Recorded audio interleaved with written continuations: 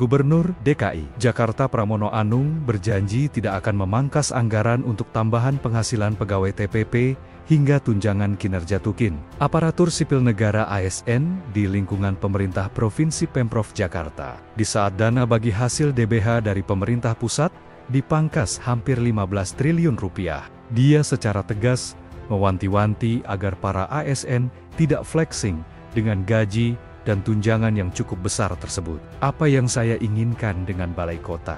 Mereka merasa nyaman dalam kepemimpinan saya. Untuk itu, saya tidak bawa satupun orang dari luar. Yang kedua, ketika efisiensi 15 triliun rupiah, saya minta tidak disentuh sesen pun TPP untuk ASN yang ada di Jakarta. Enggak ada. Maka tukinnya saya juga baru tahu, tukinnya Jakarta ini lebih dari yang lain. Mungkin lebih dari Bank Indonesia maupun OJK, ujarnya dalam acara Jakarta Economic Forum, Sabtu, 25 Oktober tahun 2025.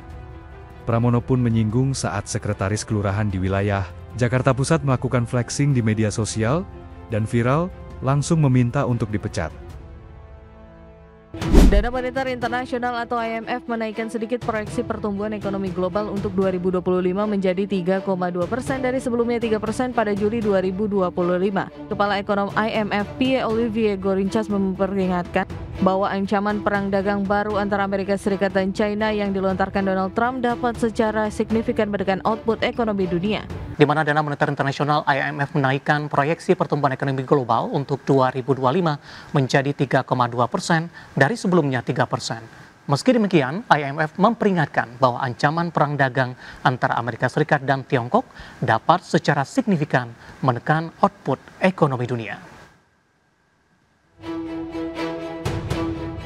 Dana Moneter Internasional atau IMF menaikkan sedikit proyeksi pertumbuhan ekonomi global untuk 2025 menjadi 3,2% dari sebelumnya 3% pada Juli 2025. Meski demikian, Kepala Ekonom IMF Pierre-Olivier Gourinchas memperingatkan bahwa ancaman perang dagang baru antara Amerika Serikat dan China yang dilontarkan Donald Trump dapat secara signifikan menekan output ekonomi dunia. Kenaikan proyeksi IMF merupakan revisi positif kedua sejak April setelah IMF menilai bahwa dampak tarif global dan kondisi keuangan ternyata lebih ringan dari perkiraan semula. Dalam laporan terbaru World Economic Outlook, IMF juga memproyeksikan pertumbuhan global 3,1% pada 2026, sama seperti prediksi sebelumnya. IMF mencatat bahwa ketahanan ekonomi global didorong oleh beberapa faktor, yakni tarif impor yang lebih rendah dari perkiraan, adaptasi cepat sektor swasta dalam mengalihkan rantai pasok, pelemahan dolar Amerika Serikat, stimulus fiskal di Eropa dan China, serta ledakan investasi di bidang kecerdasan buatan. Namun ancaman baru muncul setelah Trump mengancam mengenakan tarif 100% terhadap barang-barang asal China sebagai respon terhadap langkah Beijing memperluas kontrol ekspor logam tanah jarang. Lebih lanjut, IMF memperkirakan inflasi global sebesar 4,2% pada 2025 dan 3,7% pada 2026, nyaris tidak berubah dari laporan sebelumnya. Berbagai sumber IDX Channel. Dan selanjutnya dari bursa global pemirsa, di mana bursa Wall Street berakhir variatif di perdagangan Rabu waktu setempat dengan indeks S&P 500 dan Nasdaq menghijau didorong lonjakan saham sektor perbankan usai hasil kinerja kuartal ketiga yang solid dari Morgan Stanley dan Bank of America.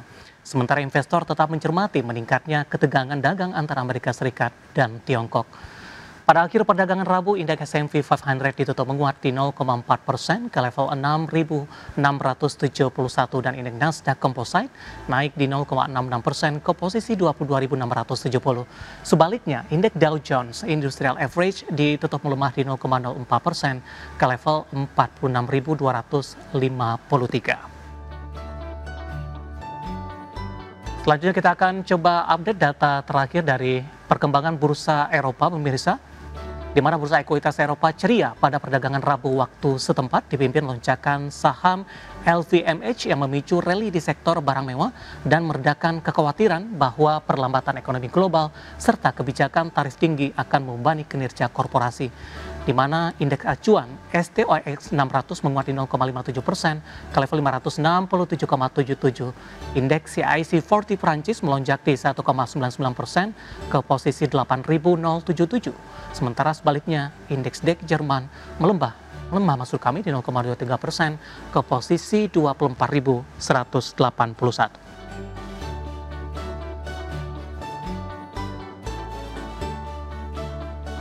PT Unilever Indonesia Tbk yang optimistis bisnisnya dapat tumbuh pada kuartal ketiga 2025.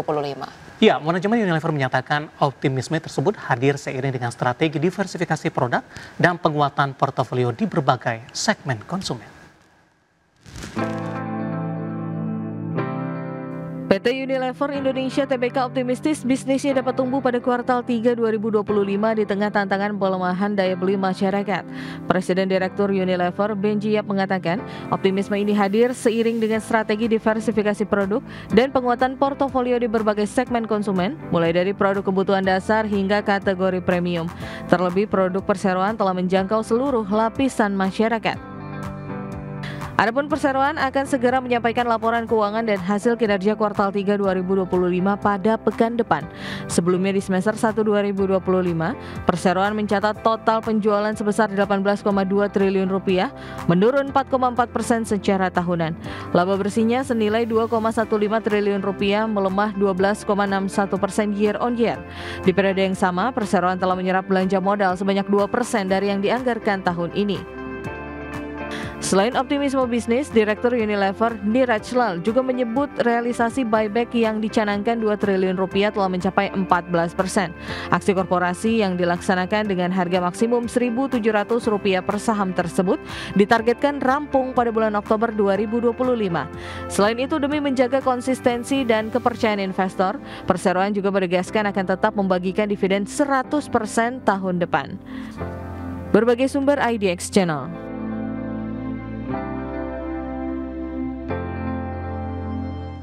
Informasi selanjutnya, pemirsa, PT Wijaya Karya Bangun Gedung Tbk atau Wika Gedung tengah memburu kontrak jumbo untuk mengejar target tahunan yang masih jauh dari harapan. Hingga pertengahan Oktober 2025, emiten konstruksi plat merah ini mengantongi kontrak baru sekitar 116 miliar rupiah atau 6% dari target sebesar 1,9 triliun rupiah. Ya, perseroan WG tetap optimistis target akhir tahun bisa tercapai berkat sederet proyek besar yang kini tengah dalam proses tender. Salah satu proyek besar yang diincar adalah pembangunan gedung lembaga legislatif dan yudikatif di ibu kota Nusantara dengan nilai total sekitar 8 triliun rupiah.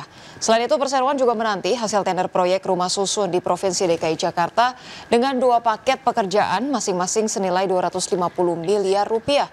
Selain itu, perseroan juga tengah mengikuti beauty contest untuk proyek pembangunan gedung BUMN di sektor kesehatan dengan nilai sekitar 1 triliun rupiah.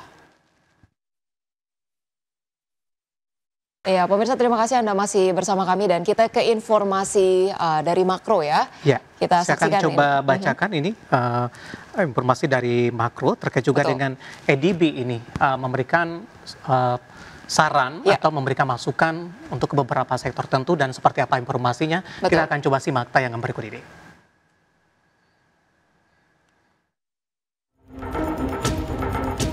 Kementerian Perdagangan menargetkan nilai transaksi dagang lewat ajang Trade Expo Indonesia ke-40 tahun 2025 mencapai 16,5 miliar US dollar atau setara 273,4 triliun rupiah.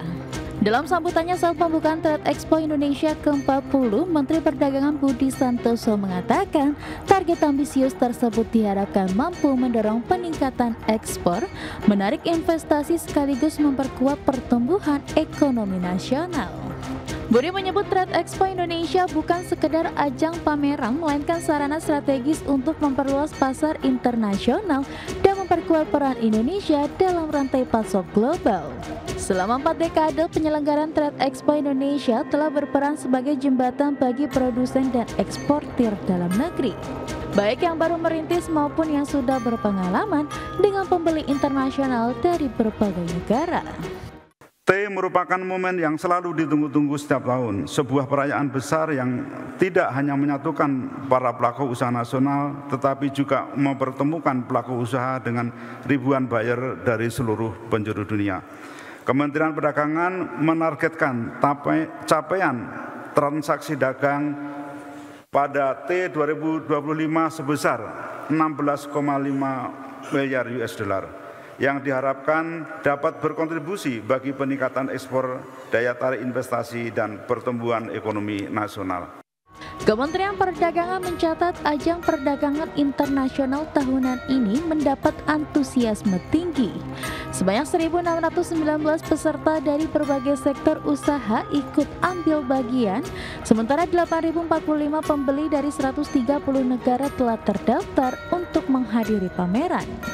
Dari Jakarta, Tim Liputan IDX Channel.